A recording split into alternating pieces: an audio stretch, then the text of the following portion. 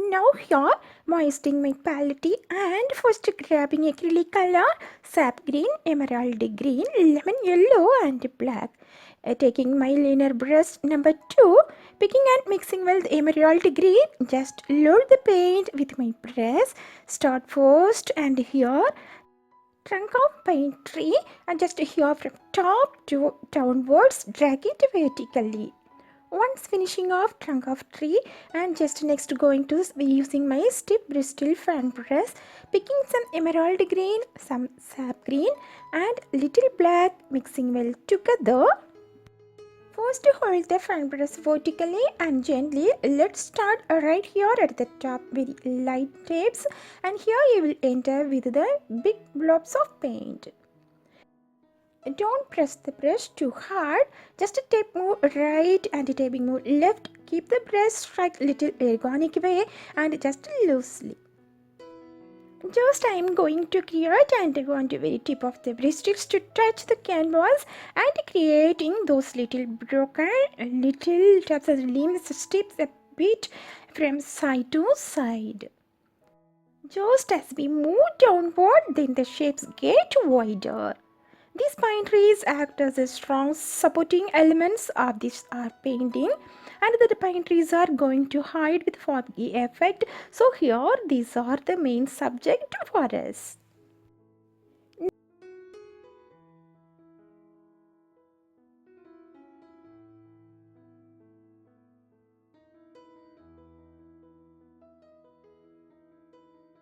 Now I am using liner brush number 2 and I am going to sharpen the edges. I am keeping this kind of move coming forward and the tiny branches with the directions continue moving up.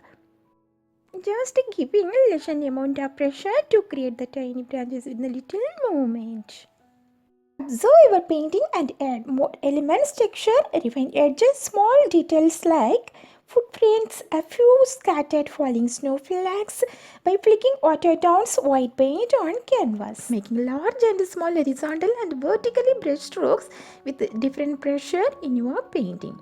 Adding texture for creating clouds element, these kind of elements, then a layer for depth, starting with a lighter base coat and add a darker color on top to create dimension. Adding shadows and highlight to establish that you are a three-dimensional form. Painting build the lightest layer on top and contrast between warm and cool. Practice different techniques on a separate surface. Next, we are going to create our foggy effect using a small piece of sponge and picking some white and very little bit of green, mixing well. And it's not a bright effect. Mist is not always white. I'm here adding water, making the transparency mixture the foggy wash. Now grabbing the paint with our sponge lightly, gradually, just drag the foggy wash in this dried base of the bottom of the trees areas where we want to create the misty effect. Now I am coming this top and just blending the small circular motion and that small circular motion at the top, softly gently blending, and just I am achieving the first layer of designed or foggy look. Once completing this, next we are going to creating the middle ground element. Just completing this, next going to create the base layer of our middle ground using the fan brush. Just continuing the lots of stepping from side to side such a way.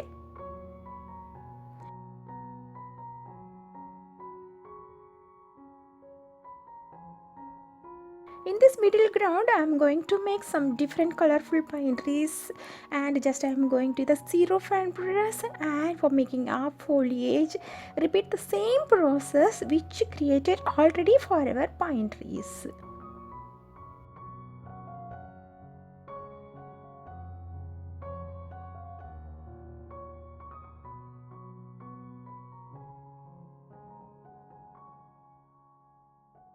Using my brush for blending, wet on wet, gently blend wet edges together lightly, circular motion brush strokes. While they are still wet, using light pressure for subtle blend and little more pressure for dramatic blending and distant strokes.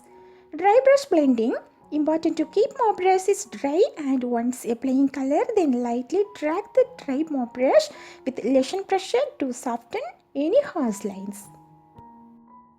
Then using small move brush and to do the gently circular motion, latter circular motion brush strokes just to establish our foggy effect this kind of such a way.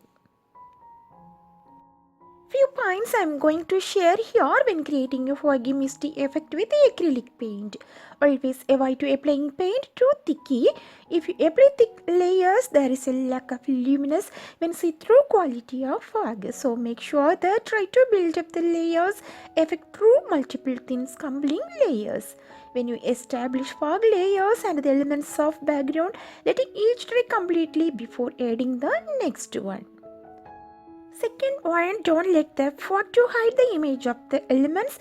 That always should be the transparent. Fog break the illusion and naturally blur the silhouettes. So try to sharp the distant edges, sharp the elements, edges of the elements softly blend out. The third one, avoid to use more water along with paint. During creating a fog colors or layer, make it more like watercolor. If use more water that lead to a weak finish, make sure that smoother, more stable, transparent layer. The fourth one, avoid to adding wet paint over the layer, so the drying processing is very important. The fifth one, try to use softer brushes, better for smooth blending and subtle transition, a very good atmospheric effect. The sixth one, fog is very light, but without some contrast and deeper values, the painting can look unintentional. If the lack of contrast and sharp details in the background. The seventh one, playing composition, establish a depth and mixing of colors. First paint the background and elements that detail hills and trees, whatever it may be. Next apply the misty layers that instantly push the elements further back into the fog. Next, establish the middle ground and foreground elements increased and establish the detail. Gradually paint the elements closer to the viewer. Increase the clarity of elements and the color saturations. Make sure that is the contrast.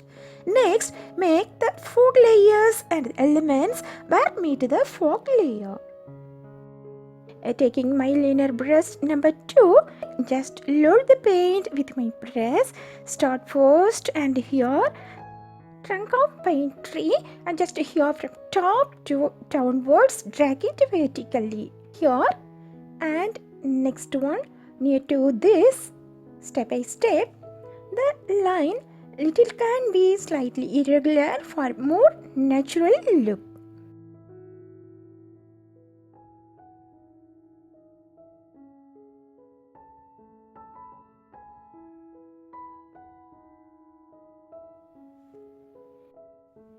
Here we are going to add foliage to our pine trees. I am starting from here first. Just keep the bristle horizontally and dip the tips of the fan brush straight into our mixing of colors. Just start at the very top of the trunk line, coming slowly and lightly stamp the brush tips to create a spats.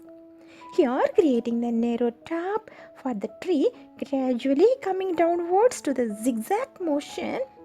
As we work our way down the trunk line, just step by step, gradually increasing the pressure side to side, zigzag stippling motion. When we are coming down, just apply more pressure to make the branches thicker and wider. This is the forming the classic conical pine tree shapes, where the pressure can create the natural branch pattern. Next, build the depth and dimension. One side creating the shadow for the tree. There is lesser light falling, so just adding little darker color into the core of the tree. Foreground trees, just making the pine trees, and here we are going to make the foreground trees.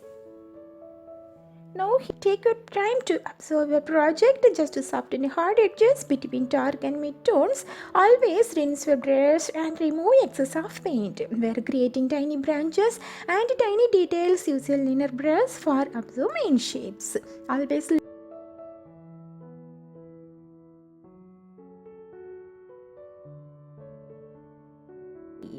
Once completing the base layer, just leave it to dry.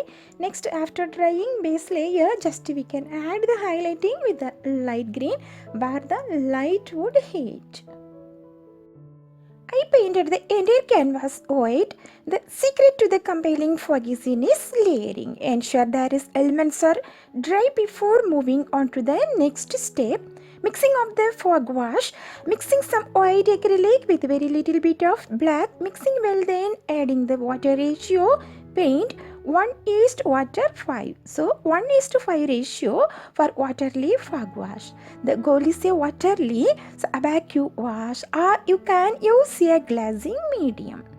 But here I am not using the glazing medium, I am using waterly fog wash. The first layer of the fog, here I am using this brush and wipe this wash horizontally across the canvas over the first layer of elements. Making the elements, the mountains or trees appear recede into the mist. When we are coming to paint middle ground and foreground elements, and each subsequent layer with progression you paint should be a slightly larger, slightly darker and more detailed than before.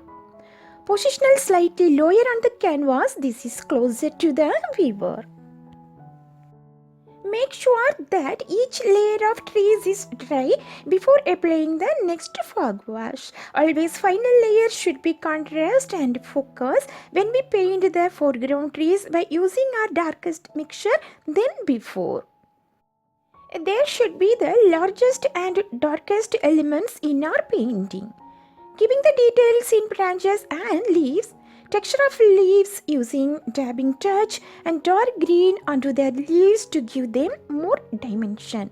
Here we are applying the final fog layer and just mix the translucent wash and just white paint with water and load this with our small mop brush, introducing our foggy effect around here. Small circular motion blendings this kind of way, and just where the trees meet the foggy layer, the tops of the trees might be the clearer.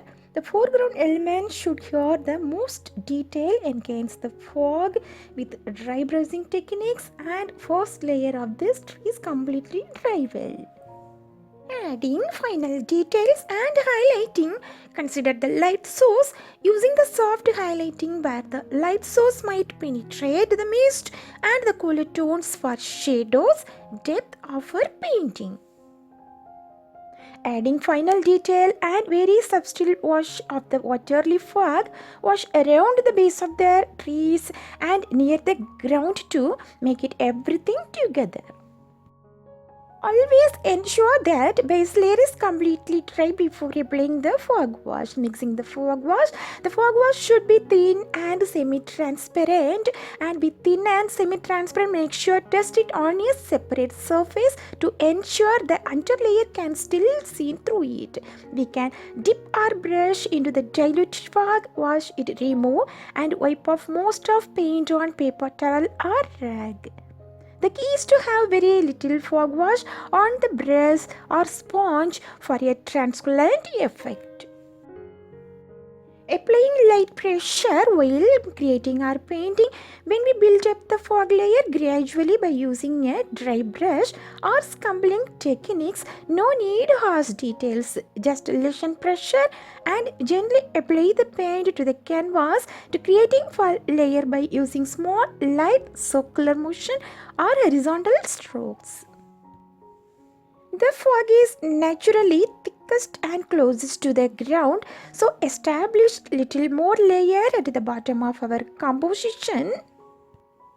Just creating natural movement of the fog effect to soften the edges and create the swirling patterns and to stimulate it when we are using the soft drag mop brushes. Enjoying this texture of foggy scenes and giving more attention to how the fog interacts with elements in our painting, while foreground elements have more clarity, clear and contrast than the background elements more blurred.